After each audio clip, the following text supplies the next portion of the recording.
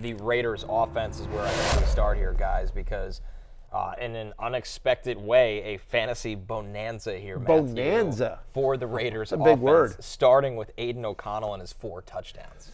So last Wednesday, we did a bad quarterback draft. A couple of days ago, we did a bad quarterback draft, the 3 of us and Lawrence Jackson. And Lawrence asked, if I take O'Connell, we get Garoppolo. We were like, no. And Lawrence, to his credit, was just like, screw it, I'm taking O'Connell. Lawrence may have won our bad quarterback league last night by himself. I think easily. I mean, O'Connell is just 4 touchdown passes, obviously. He has 25.9 fantasy points. Compare that with his last 3 starts combined, he had 28.1. He now has at least 245 passing yards in 3 of the last 4. Even Mark Davis can't believe it. Him and his 8 waters. Did you see that? Yeah, it's unbelievable. So, I mean, you just see it there on your screen. 248 and 4 touchdowns, 0 picks. A very clean day at the office for Aidan O'Connell.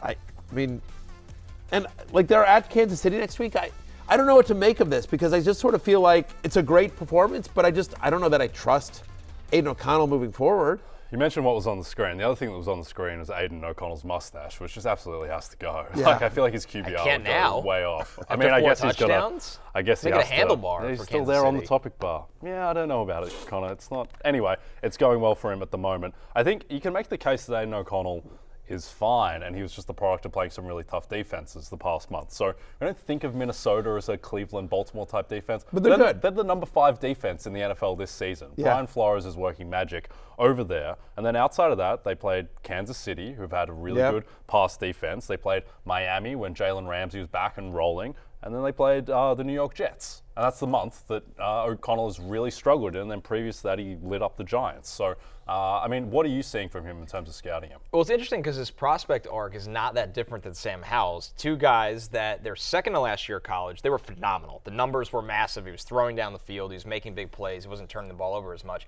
Then the final year, they turn the ball over a lot more. Their stock goes down, and he ends up being an early day 3 pick and kind of this forgotten prospect. So with O'Connell, it feels like we're seeing everything that made him very interesting 2.5 years ago is the confidence to throw down the field, obviously the timing, the accuracy. I thought off of play action, his mechanics looked great. So to me, I mean, I'm not saying he's going to be a top 12 starter in the NFL, but it's kind of one of those things where his prospect wave was uneven, now the Raiders are benefiting from that. Just looked like he was throwing in rhythm and he was going through his reads, whereas you can contrast that to Easton Stick, who was in a tough spot, his first NFL start. But Easton Stick was like, all right, if the first reads are there, then I'm just going to start running around. And then all of a sudden, Max Crosby's getting me. And so it was a bit of a mess. And in contrast, O'Connell looked like he was in total control of the offense. Right. And he has a ton of starting experience in college where he was doing pro-style things. So it makes sense. And you think about Davante Adams, you think about Jacoby Myers, Trey Tucker in this game. I mean, he has some weapons around him. Aidan O'Connell has some weapons around him as well. So a great day at the office for Aidan O'Connell. Davante Adams catches a touchdown pass from Jacoby Myers when they were up by 40. I mean, Antonio Pierce was F it. Emptied the bag. Huh? He emptied the bag. He emptied the bag. They had 63 and they were throwing on first down. Yeah. It was unbelievable. I'm all for it. Yeah. What did he won a high school game? 99 to 9 or something, say, right? Yeah, this is Antonio Pierce has no chill, and I respect it, honestly. Yep. So O'Connell leads the way for the Raiders.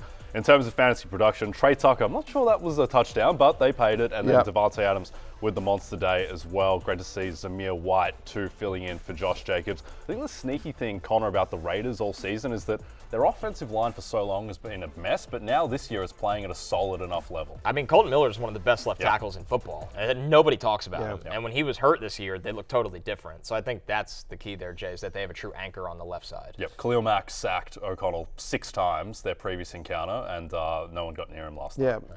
I think the biggest takeaway, I mean, listen, we'll talk about all these guys next week, as to whether or not you can trust, is Trey Tucker a pickup? We'll talk about that on Tuesday. And, really nice game from Jacoby Myers, who catches a touchdown and throws one as well. Davante Adams does Davante Adams things, 8 for 102 and a touchdown.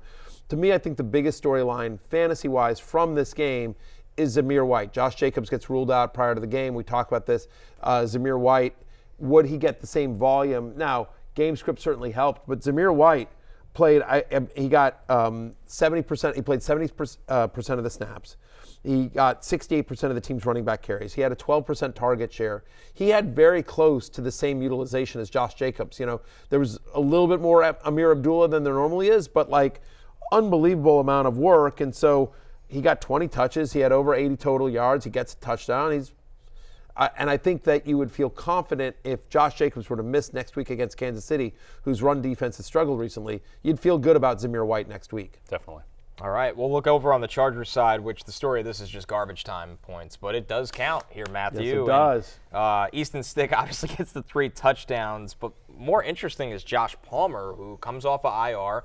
It was weird before this game. Staley wouldn't commit to him playing his normal amount of reps. They're getting blown out. Palmer stays in the game. He ends up getting the huge touchdown and a pretty big day where he goes over 20 fantasy points. Yeah, only a 13% target share, but does play over 71% of the snaps. The majority of his points came on that one big play. It was broken coverage, 79-yard touchdown there. But, Easton Stick hits him in stride, and Palmer takes it to the house. So that was very nice. Again, we'll see if Keenan Allen's going to come back next week. But, yeah, I would think that unless Keenan Allen comes back next week, Josh Palmer will be my highest-ranked Charger pass catcher next week. There's just not a lot to get excited about in this offense. Now Brandon Staley is fired. I haven't seen anything yet about Kellen Moore. This one's, yeah. Yeah, there's not much to read into it. I think with Palmer, the good thing is that Stick did look better in the second half, where it wasn't a complete disaster like it was early on. And look, Palmer, the vast majority of his production was a 79-yard touchdown that, frankly, Penn State Blake would have been minus 200 to score that, given he just had to run straight and there was a miscommunication. It was just a walk-in. Penn State Blake taking strays. I said minus 200. There would be other people who were much longer odds than that to just catch an open pass. But I do think there was one pass that Easton Stick made down the left sideline towards the end of the game in between coverage. It's like a perfect pass to Josh Palmer. Maybe there's a little bit of a connection there.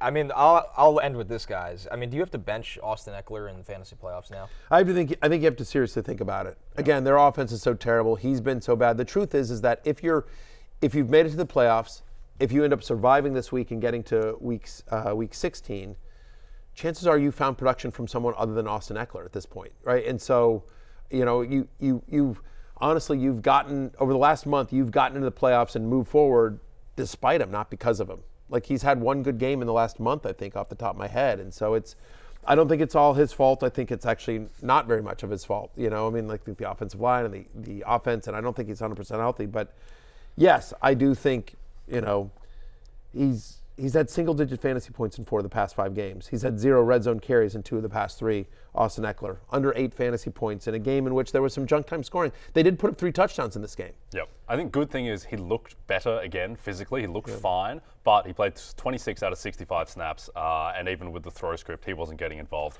And he finished a half-yard short of cashing the over for me, which he had a 12-yard screen pass run, which he took a very circuitous route. So it looked like he'd gotten it, but it's like, no, you're just running around, but actually not going forward. And also the pick 6 on the screen pass was to Austin Eckler as well. So really felt like that one should have gone. That should have. I bet that on you, and I was happy that Mike Quentin Johnson 15.5 over cashed. The last thing here is I'll just say it was quite the night in the group chat because Jay in our show league has Easton Stick and was talking him up on the show yesterday, but then didn't start him in the show league. Nick Mullins on the waiver wire that no one realized because he's hidden somehow. Yeah, exactly. And then so we were all berating Jay for talking up Easton Stick, but not actually following through and starting the Stick Man. And then Jay was laughing at us because he was doing terribly, and then he winds up actually with a good fantasy 18 day. 10 points. Yeah, I could have used that. At least I had Josh Palmer. I had the Chargers stack, and I just went away from the Stick in the stack and got Josh Palmer instead. So I'm in a good spot to take down backup producer Pete. Yeah, backup producer Pete. It would be great. If there's a crappy offense, chances are they're on Jay's fantasy team. Hey, it's Matthew Berry from NBCSports.com and Rotoworld.com, and I want to thank you so much for watching whatever it is you just watched, or if nothing else, being too lazy to click out of the autoplay after this video started, after whatever it is you actually wanted to watch finished. But now that you're here, I'd like to take a moment here to ask you respectfully now, okay? I'm asking you respectfully to subscribe to the NFL on NBC YouTube channel. You'll get the latest Roto World fantasy news headlines, all sorts of great shows, including my own, Fantasy Football Happy Hour. So go subscribe now. Again, I'm asking respectfully.